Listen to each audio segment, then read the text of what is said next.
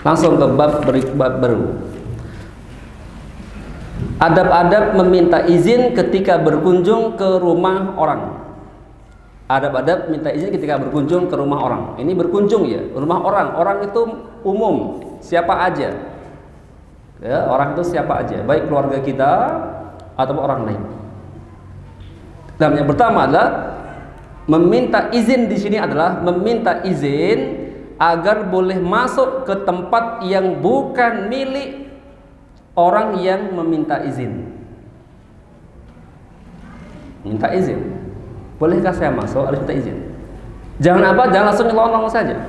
Meskipun kita kenal. Meskipun dia keluarga kita. Nah, kecuali rumah kita sendiri. Ya nggak ada masalah, langsung masuk aja. Rumah kita, ya kan? Nah, kalau rumah kita sendiri nggak ada orangnya, apakah langsung lolong atau tidak? Nah, ya ini sudah kita bahas. Berikut yang kedua, perhatikan ya. Intinya apa? Minta izin. Boleh nggak saya masuk? Nggak boleh. Ya sudah, nggak usah masuk. Jangan asal lolong ya. Adab yang kedua, yang sunnah adalah mendahulukan ucapan salam sebelum meminta izin. Jadi mengucapkan salam dahulu baru minta izin. Assalamualaikum. Ya, waalaikumsalam. Kalau yang punya rumah enggak mempersilahkan masuk, ya jangan masuk. Soalnya pengen antum ngomong, boleh saya masuk? Baru silakan. Begitu ya. Dalilnya dari Rabi'ah bin Hirazi, dia berkata, seorang laki-laki dari Bani Amir menceritakan hadis kepadaku.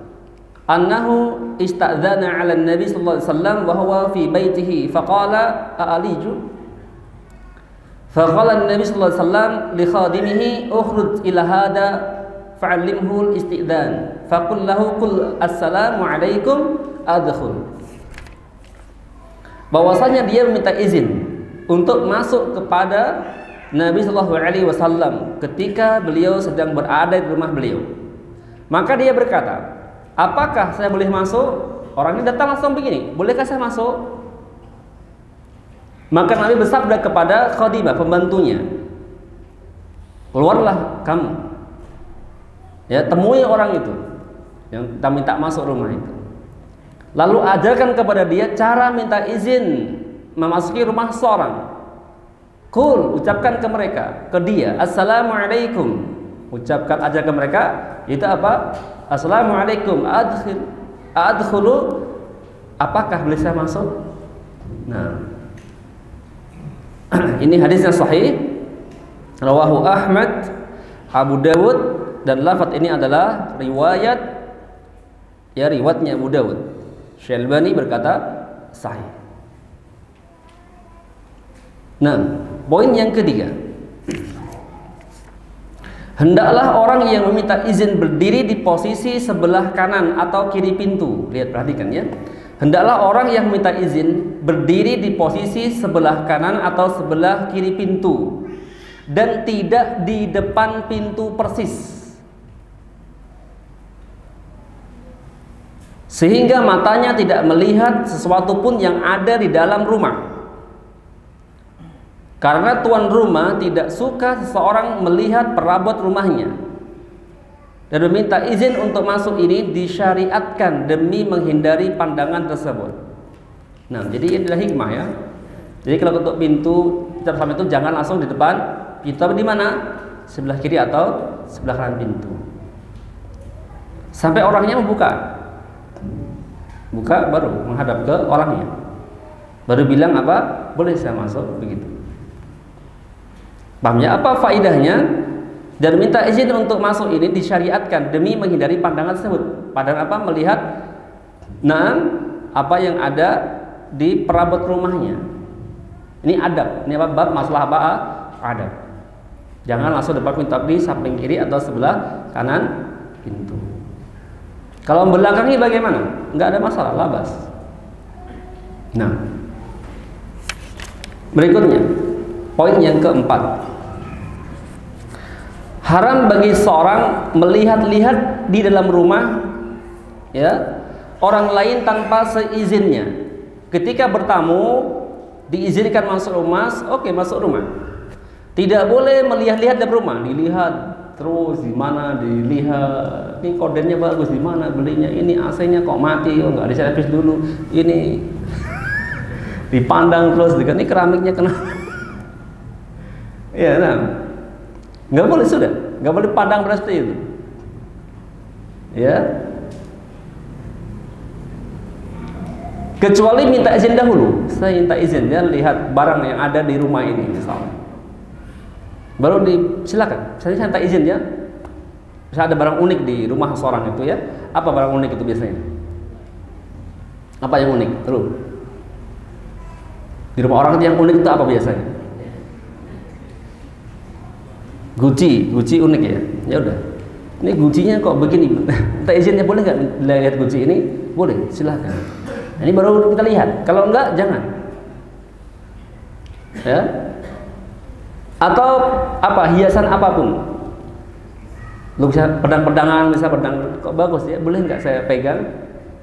Kalau boleh, izin boleh silakan. Kalau enggak boleh, patah gimana? Di mana ada yang matahkan siapa itu kemarin? Kusno ya. Nah, belabas ya. Ya, begitu. Jadi minta izin dulu, nggak masalah. Izinkan silakan. Nggak masalah ya, diizinkan dulu. Tapi langsung tolong aja pegang-pegang, apa hukumnya? Tidak boleh, itu tidak beradab. Itu melihat aja nggak boleh, apalagi kalau nggak ada izin, apalagi sampai memegang-megang benda tersebut. Nah, dalilnya adalah dengan hadis sahih. Nah, rawah Muslim. Man ittala'a fi baiti qaumin bighairi idznihim faqad halal lahum an yafqau an aina.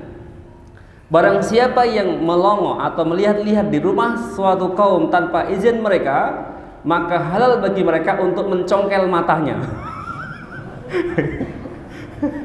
Gimana ini maksudnya? Maksudnya ini adalah apa? Termasuk larangan keras. Larangan keras, nggak boleh. Ini larangan keras dan juga ada ancaman atas keharaman. Karena yang disebutkan di sini ada ancaman apa untuk mencongkel matanya. Prakteknya bukan antum lihat orang tamu datang lihat atau congkel. Enggak seperti itu maknanya ya. Ini larangan keras, termasuk keharaman. Karena ada ancaman. Perkara dicongkel mata kan perkara ancaman. Mata itu hal yang berharga bagi manusia. Dicongkel bagaimana? Berarti ini menunjukkan apa? Akan keharaman. Karena ada ancaman dalamnya. Nah, paham? Jadi kalau paham praktek, nggak bertemu ke orang sudah duduk aja di situ, jangan giling kepalanya kemana-mana. Nah, ya. Ustaz itu kan kalau di dalam rumah minta izin, kemudian ya. Kalau di luar rumah boleh nggak lihat dia di luar rumah? Jawabannya boleh. Kenapa? Karena nggak ada dalil. Tapi kalau berkaitan dengan benda yang berharga, misalnya buah anggur, di mana juga ada ya. Minta kalau mau metik minta izin dulu. Ustaz saya minta, silakan ambil sepuasnya. Begitu ya. Ini contoh. Nah, lanjut. Poin yang ke-5. Hendaklah orang yang meminta izin untuk bertamu memilih waktu yang tepat untuk meminta izin. Pilih waktu yang tepat. Pilih waktu yang tepat. Ada 3 waktu seorang yang tidak dimakruhkan. Orang itu dimakruhkan untuk bertamu. Ada 3 waktu. Sudah kita bahas ini. Nah, sebutkan 3 waktu yang dimakruhkan seorang itu untuk bertamu. Ada 3 waktu. Ayo, Yuda. Yud. Nah, ayo.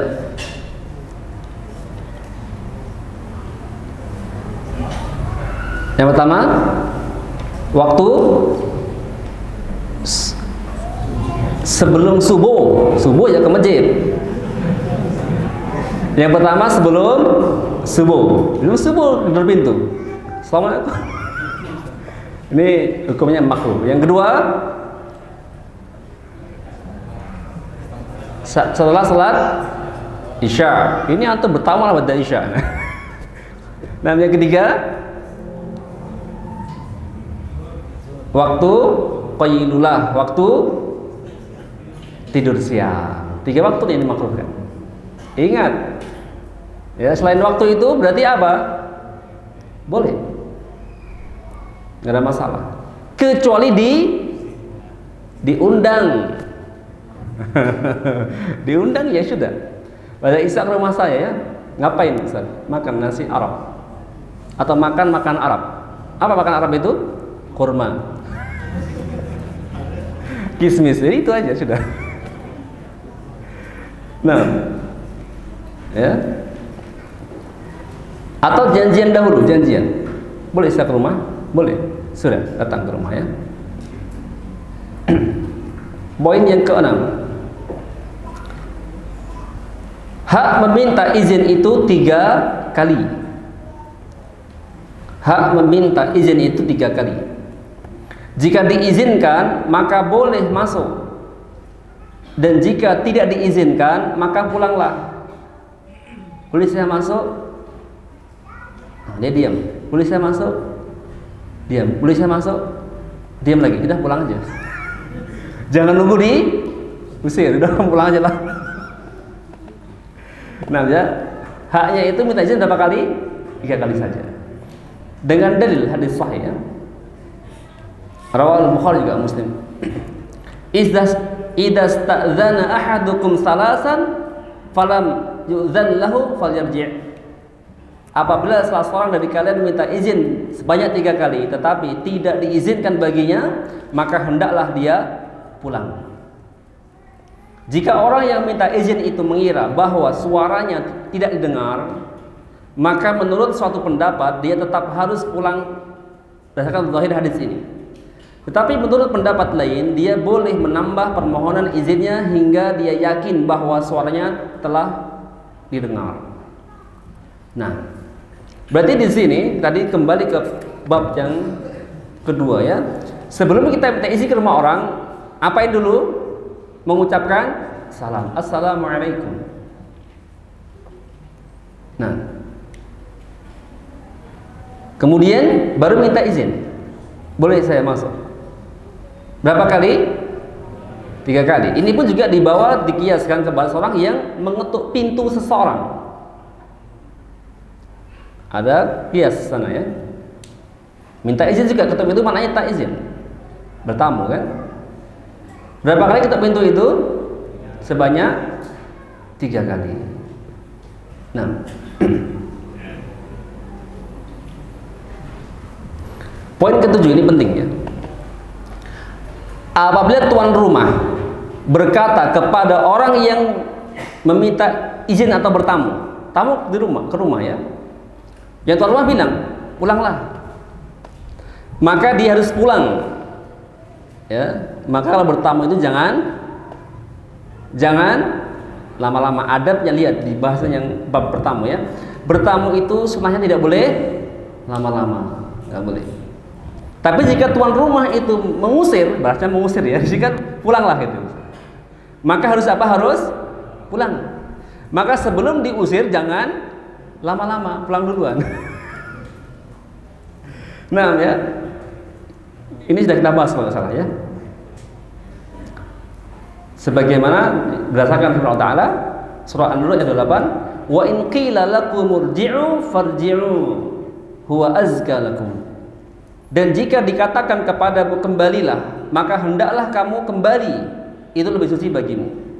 Hendaklah seorang muslim tidak merasa keberatan atau tersinggung apabila diminta untuk pulang, karena di dalam sikap seperti itu terkandung penyucian bagi jiwa.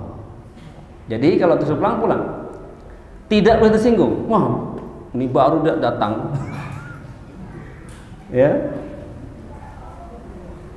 bisa saja apa tuan rumah itu mungkin dia capek, ada keluarga yang butuh ditemanin dan lain sebagainya. Nggak boleh disinggung. Apalagi tamu udah lama sekali, terus tuan rumahnya ngantuk-ngantuk, nggak pulang-pulang nih. Kadang ada tuan rumah itu segan dia musir, segan. Maka sebagai tuan rumah itu, di antara adabnya itu bagaimana boleh mengusir tamu. Ini adab yang baik. Ini adab yang baik. Ini adab yang baik. Kan tuan rumah boleh. Ada dalilnya di sini sebutkan ya. Dan juga sunahnya, lihat, sunah dan adabnya. Orang bertamu itu tidak boleh lama-lama. Antum murojaah lagi di bab bertamu. Nah, ya murojaah terus. Ini berkaitan, adab itu berkaitan terus satu sama lain. Nah, poin yang ke-8. Orang yang meminta izin janganlah mengatakan aku, tetapi hendaklah menyebut namanya. Apabila tuan rumah bertanya, siapa kamu? Jadi begini ya, ditanya, Assalamualaikum. Waalaikumsalam. Ini siapa? Aku. Tidak boleh ngomong aku. Ini siapa? Masa lupa sama aku sih? Ini nggak boleh, harus apa? Nyebutkan nama. Harus sebutkan nama. Ini siapa? Saya. Siapa misal namanya? Ahmad. Ya, saya Ahmad. Ahmad siapa? Ya boleh aja. Ahmadiyah. Bertamu nih namanya aneh dah. Iya. Disebutkan yang jelas namanya apa, sebutkan jelas. Jangan pakai kunyah. Kecuali kunyah itu memang tersohor. Kunyahnya apa tersohor atau lakopnya tersohor. Ya boleh. Misalnya ini siapa? Abu Royan. Abu Royan itu siapa? Udah dikenal juga itu kan. Misalnya gitu kan. Enggak masyhur. Masyhur enggak Abu Royan? Kenal enggak siapa Abu Royan? Enggak banyak kenal. Kalau Abu Abdullah Amir kenal enggak? Nah, ini kan masyhur. Beda kan ya? Nah, jadi kita jangan menyebutkan lakop atau kunyah jika tidak masyhur. Tapi sebutkan nama yang masyhur. Nah, dengan dalil ya hadis Jabir radhiyallahu anhu, beliau berkata, "Ataitun Nabi sallallahu alaihi wasallam fi dayn." Aku datang kepada Nabi sallallahu dalam rangka melunasi hutang. Kana ala abi fadaqaftul bab. Nah, ya. Aku datang kepada Nabi SAW dalam rangka melunasi hutang yang ditanggung bapakku. Lalu aku mengetuk pintu rumah beliau. Maka beliau dari dalam bertanya, ya, faqala man dha? Siapa ini? Man dha? Ya, atau siapa itu? Man dha? Siapa itu? Faqultu, maka aku menjawab. Kata Jabir, ana, saya. Faqala, Nabi pun berkata, ana. Aku katanya dah. Kannahu karihahma. Sepertinya beliau benci jawaban itu. Ini pun juga dibawa kepada kias juga saat kita bertelepon. Telepon teman, tanya, Assalamualaikum, ini siapa? Juga jawab nama yang asli, jangan ini aku temenmu. Aku. Kan orang banyak gitu kan, masa lupa. Ini nggak boleh. Sombong dah, sombong. Ya kan? Paham ya? Jadi kalau udah paham, nah waktu udah habis Pak Imam? Sudah habis ya?